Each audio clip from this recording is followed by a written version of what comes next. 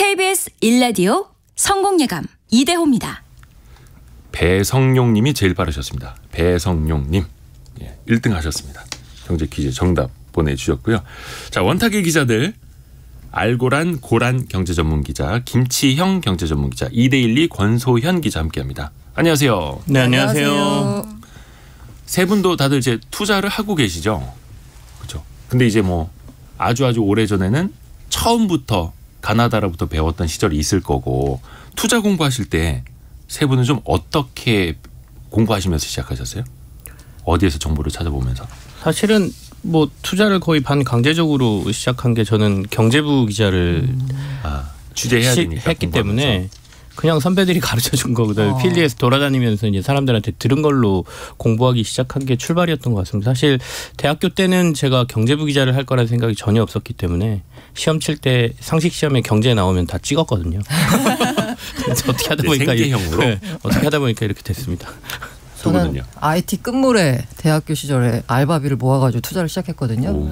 그때 깔았던 게 말해도 되나? 키움증권이 그때 개미들의 친구였잖아요. 저도 역시나 키움증권을 깔아서 거기서 보면은 뉴스랑 뭐가 계속 올라옵니다. 계속 그걸 보는 거예요. 하지만 거의 묻지마 투자였죠. 네.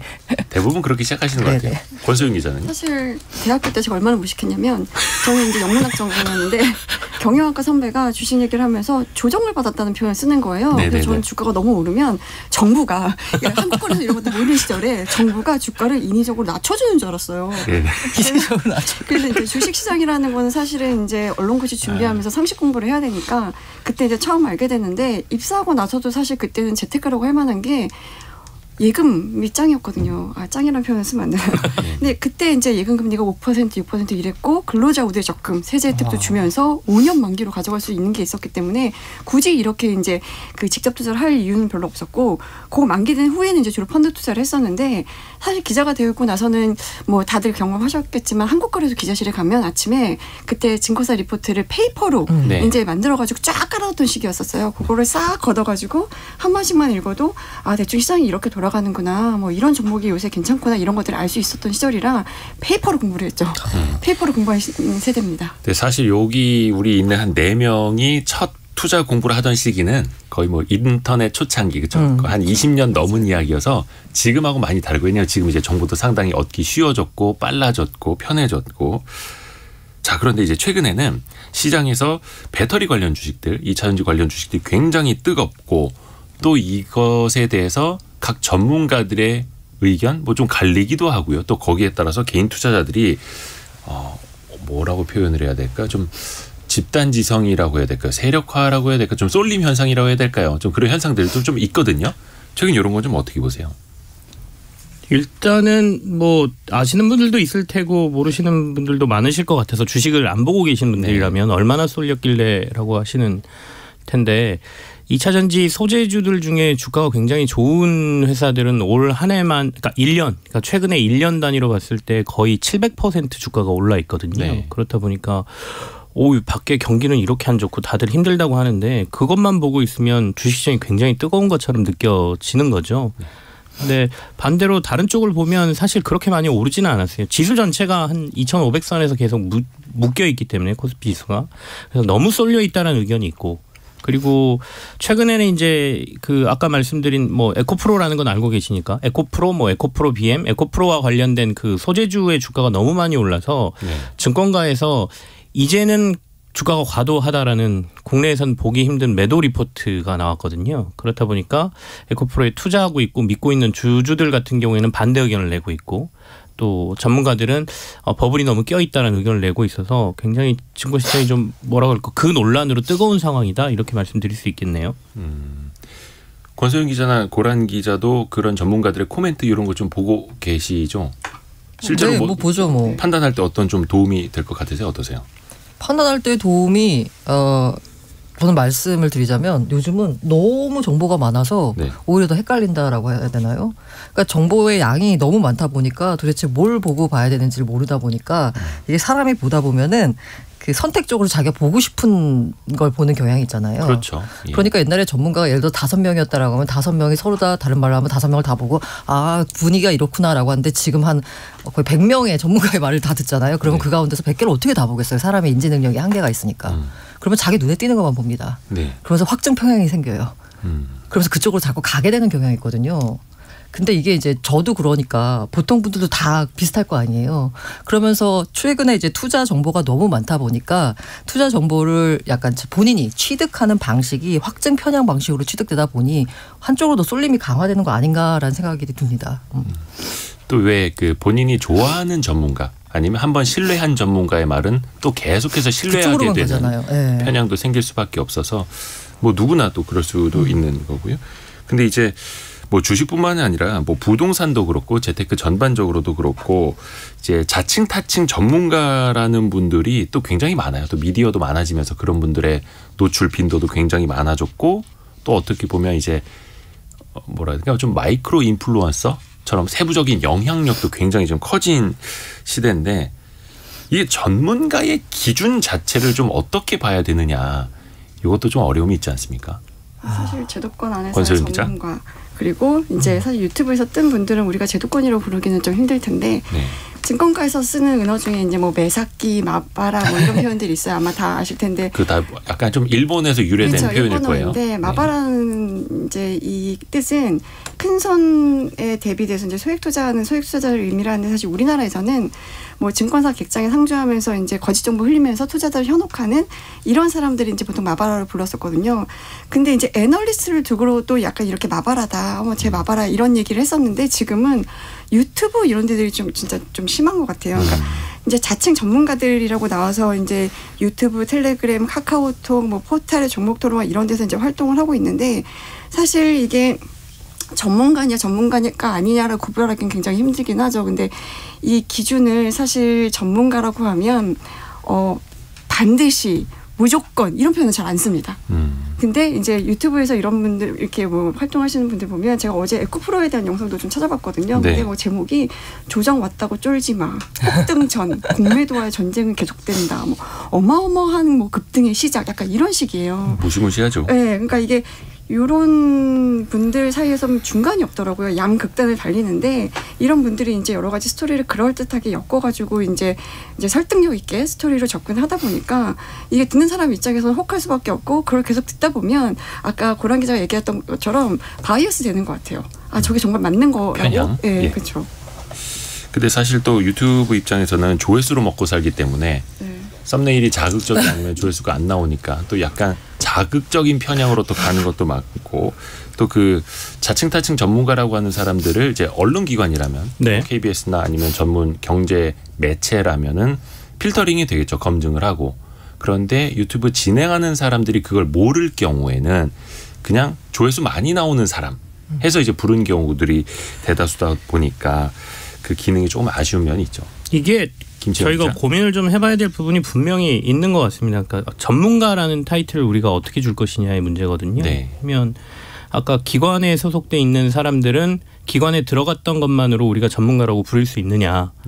또 그렇진 않잖아요. 그러니까 전문가라 그래서 모든 걸 잘 맞추거나 그 사람이 모든 자격을 갖췄다라고 보질 않기 때문에 지금의 시장에서는 우리가 말하는 전문가는 뭐 이른바 찐 전문가 시장에서 직접 경험을 하고 현장에서 뛰어서 알고 있는 사람이 우리에게는 찐 전문가다. 뭐 이렇게 실전의 경험이 있는 사람을 전문가다. 뭐 이렇게 보는 것도 있는 거죠. 그래서 결국에는 이 투자 시장에서는 결과물로서 증명들을 하는 것 같아요.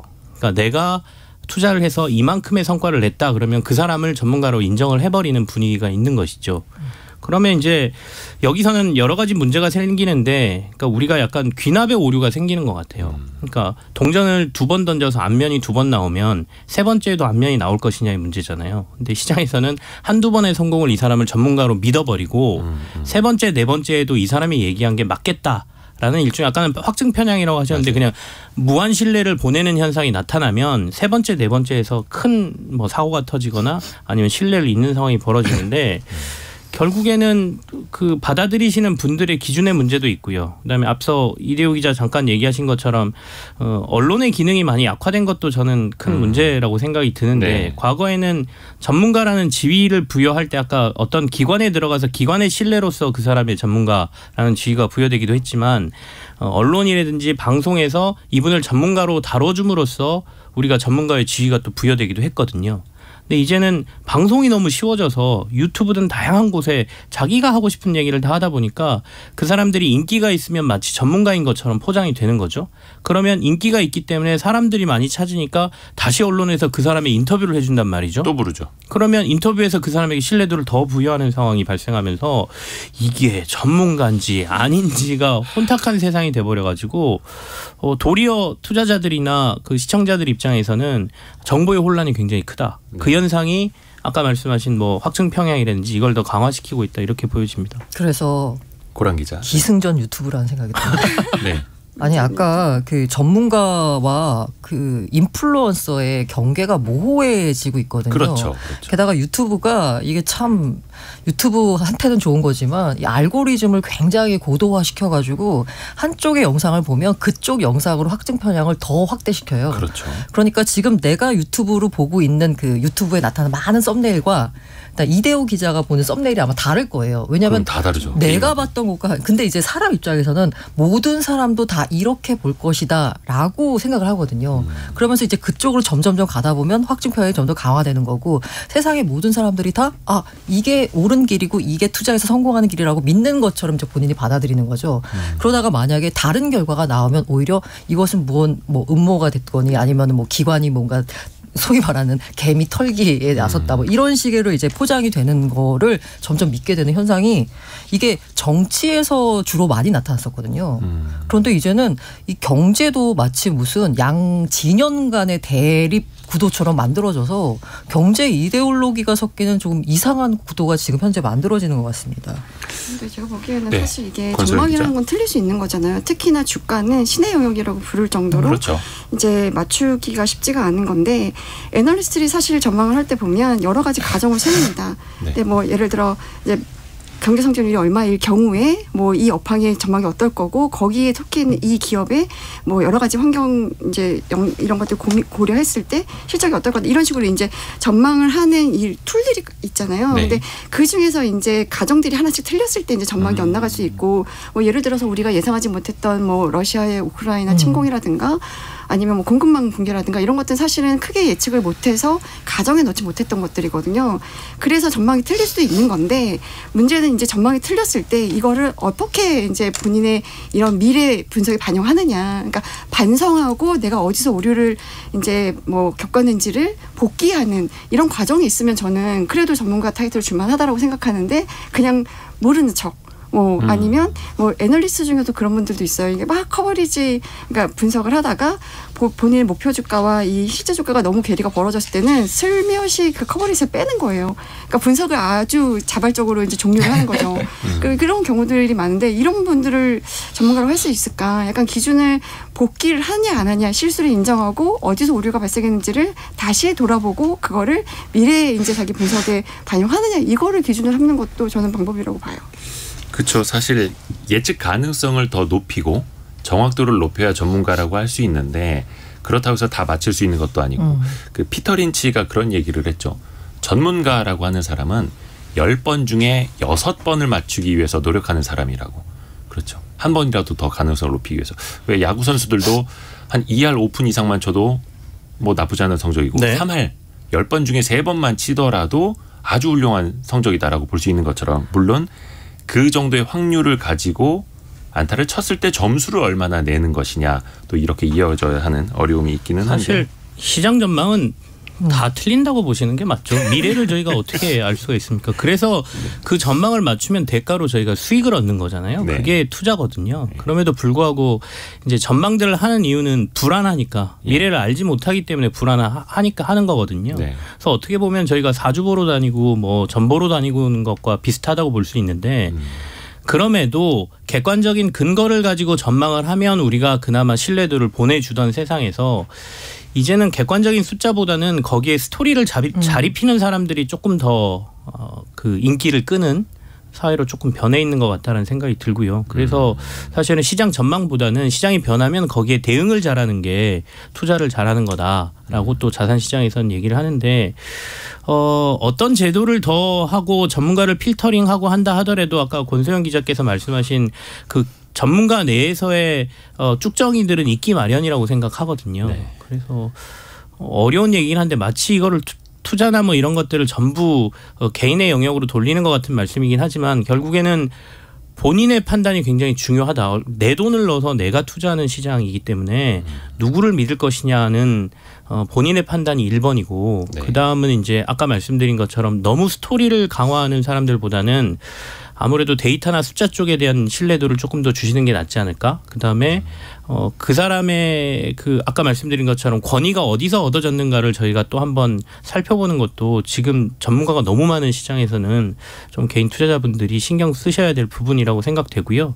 최근에 2차 전지에 대한 그 버블 논란은 저는 어떻게 보면 시대가 변한 걸 반영하고 있는 것 같습니다. 미국에서는 테슬라에 대한 논란이 굉장히 심했었잖아요. 거기도 공매도 논란이 있었고 네. 그럼에도 불구하고 테슬라는 그걸 다 이겨내고 어느 정도의 인정을 받고 있는 회사가 됐고 이 에코프로라는 회사도 양극재 시장이 좀 다른 시장하고 좀 다르거든요. 그러니까 3년치 물량을 미리 받아놓는 시장이기 때문에 그 3년치 물량을 미리 받아놓은 거를 다 계산해서 한 3년 뒤, 5년 뒤에 실적을 가지고 주가를 평균을 내놓다 보니까 굉장히 많이 올라 있는 시점에서 이제는 야 3년이 아니라 5년 뭐 7년까지 가 있다. 너무 높다라는 매도 리포트가 나온 거니까 그 부분도 한번 보시는 것도 나쁘지 않다고 생각합니다. 그렇죠. 본인이 또 직접 해야 되는데 그런 이야기도 있습니다. 그러니까 낙관적으로 사고하고 낙관적으로 생각을 하고 비관적으로 검증을 하고 다시 낙관적으로 투자를 해야 된다라는 것도 알아두시면 좋을 것 같고요. 네. 많은 분들이 의견 보내주고 계시는데요.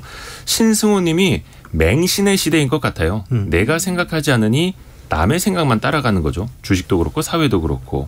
또 8885님은 작년에 주식 폭망하고 나서 지금은 남 따라가는 일은 하지 않고 열심히 공부 중입니다라고 해주셨고요. 장현희 님은 소음과 신호를 확실히 구별해야 될 듯합니다. 성공 예감. Y스트릿은 소음보다 신호를 많이 전달해 주셨으면 좋겠습니다. 아니 장현희 님이 해주신 말씀이에요. 네. Y스트릿 홍보하려고 하는 게 아니라. 네. 아니 제가 약간 이걸 드리고 싶은 말씀은 뭐냐면 김치원 기자가 이게 그런 얘기 많이 하잖아요. 투본선. 네, 투자자 본인의 선택이다. 많이 네네네. 얘기하잖아요. 그러면서 약간 본인이 약간 뭔가 선동하고 이런 거를 빠져나가려고 투본선을 항상 외친다라고 하면서 비판한 지점이 있는데 어쨌든 투자는 투본선은 맞거든요. 다만 투자는 본인의 선택을 약간 할 수 있게끔 뭔가 정보는 정확하게 전달해야 되는 거거든요. 예를 들면 저는 그래서 가장 약간 우려하는 부분이 뭐냐면 만약에 어떤 사람이 뭔가 자기의 주장은 이렇다라고 해서 뭔가를 외쳐요. 근데 그 사람의 주장과 그 사람의 이익이 어떤 식으로 연결돼 있는지는 연결될 수도 있죠. 이해관계. 이해관계가. 하지만 이해관계가 연결될 수 있지만 그 이해관계가 연결된다는 사실을 공개를 해야 됩니다. 예를 들면은 어떤 사람이 뭐 에코프로 간다, 계속 간다, 쫄지 마라라고 할 때 본인은 에코프로를 얼마나 투자하고 있는지 혹은 2차 전지 종목에 얼마나 투자하고 있는지를 밝혀야 된다는 거죠. 그렇게 밝혀야지 이 보는 사람들이 투자자들이 그걸 보고서 아, 저 사람은 에코프로에 투자하고 있으니까 저렇게 보는구나.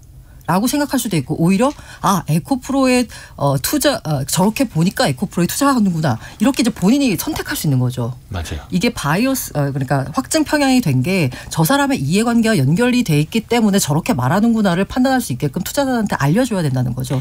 그리고 또 잘못하면 선행매매, 맞습니다. 프론트러닝이라고 하는 이제 선행매매에 걸릴 수가 있습니다. 본인이 미리 사놓고 추천을 하고 좋게 말하고 먼저 매도를 하면 그게 뭐 한 주던 10주던 선행매매에 걸릴 수 있어서 주의가 필요합니다. 김치영 기자. 네. 예. 뭐 책임을 회피하기 위해서 투자는 본인의 책임이다 이렇게 얘기하고자 했던 건 아니고요. 그러니까 결국에는 정보가 너무 혼탁하니까 본인이 선택을 잘 하셔야 된다는 얘기를 하고 싶었고 자신의 돈이니까. 그리고 기관 투자자들에도 문제가 분명히 있죠. 그러니까 애널리스트나 이런 분들이 요즘 세태에 대해서 너무 아까처럼 고란 기자 표현한 것처럼 그렇게 표현도 하시는데 그간 제대로 된 목소리를 못 냈다라는 점도 있고 어떻게 보면 외부의 인플루언서나 타칭, 자칭 전문가라는 분들의 권위가 높아지고 자신들을 위협하는 게 느껴지기 때문에 여기에 대한 비애를 얘기하는 거라고 저는 보이거든요. 그러니까 네. 그만큼 노력을 많이 해서 결과적으로 본인들이 선택하고 본인들이 내놓은 자료가 신뢰를 얻고 인기를 끌 수 있도록 하는 노력이 병행돼야 된다고 생각합니다. 아이고, 많은 분들이 또 의견 보내주고 계시는데요. 3510님은 저희 집에도 그 종목 3일 전에 들어간 간 큰 남편 개미님이 계십니다라고 해주셨습니다. 뭐 본인의 선택이시니까요. 아니 일단 뭐 가정 불화가 일어나지 않기를 바라겠고요. 저희 좀 다음 주제로 넘어갈게요. 벌써. 네, 다음 주제로 넘어갈게요.